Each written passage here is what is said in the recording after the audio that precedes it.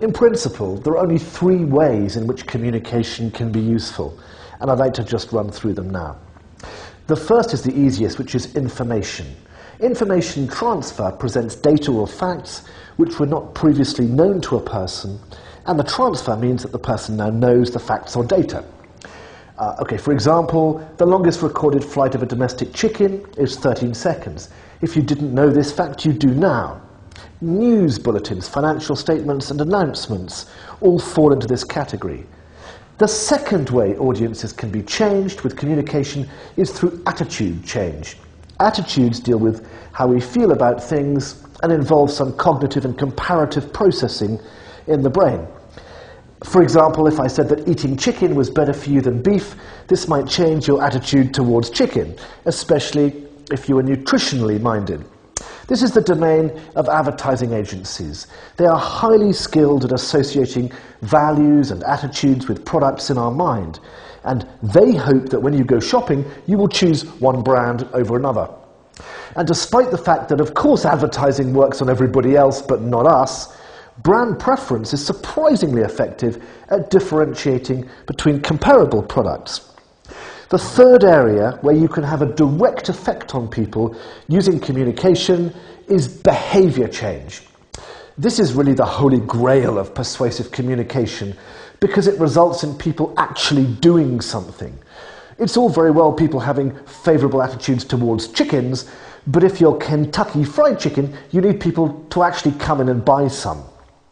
So those are the 3 ways people can be changed by communication.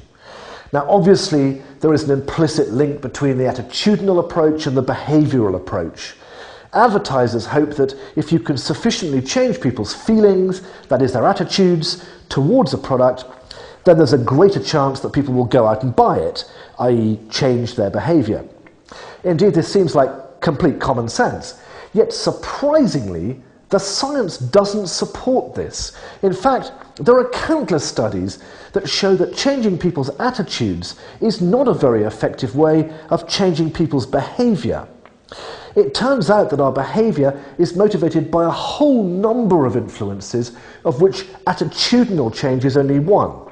And this has opened up a whole new approach to behavioural change. In many respects, the old approach has been turned on its head. The old model saw attitude change as the precursor to behaviour change. In contrast, the new model identifies under what circumstances will the behaviour change, and only then considers the role that attitudes and information may play, if any. This approach is significantly more effective as it does not need to have a product with values and attributes to achieve behaviour change. It just needs a motivation.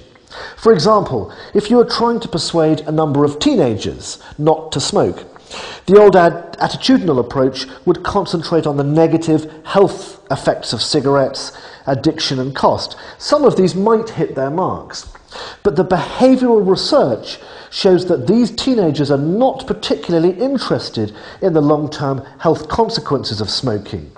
And even the expense is not really a major factor. In fact,